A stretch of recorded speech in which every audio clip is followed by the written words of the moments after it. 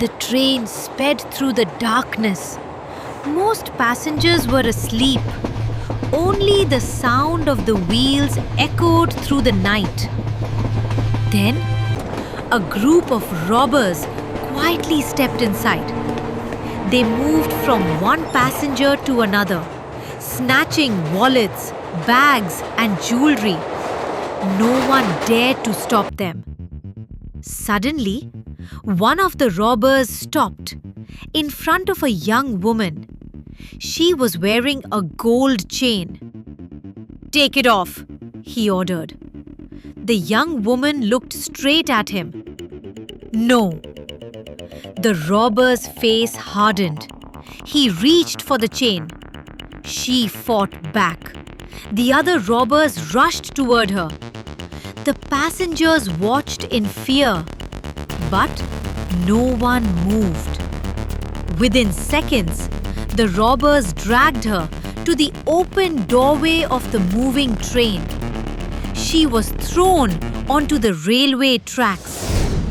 Before she could even understand what had happened, a train approached from the opposite direction. There was no time to move.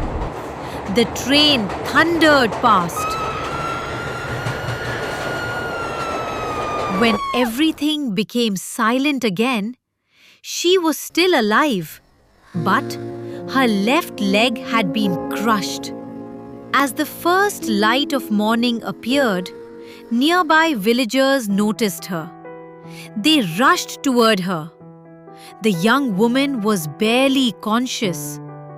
She was immediately taken to a hospital. The doctors did everything they could. But there was only one way to save her life. They had to amputate her left leg. For most people, that would have been the end of every dream. For Arunima Sinha, it became the beginning of an impossible one. When Arunima opened her eyes, she was in a hospital. The doctors had saved her life, but they couldn't save her left leg. Just days earlier, she had been on a volleyball court chasing her dreams. Now, she lay in a hospital bed. To everyone else, her journey was over. But Arunima refused to believe it. Lying in that hospital bed, she made a promise to herself. "I won't be remembered for losing my leg. I'll be remembered for climbing Mount Everest."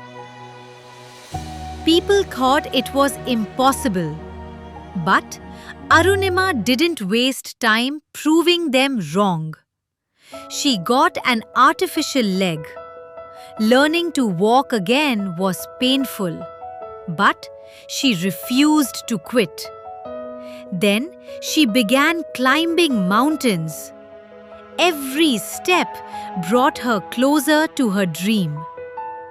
2 years later, she stood on the summit of Mount Everest.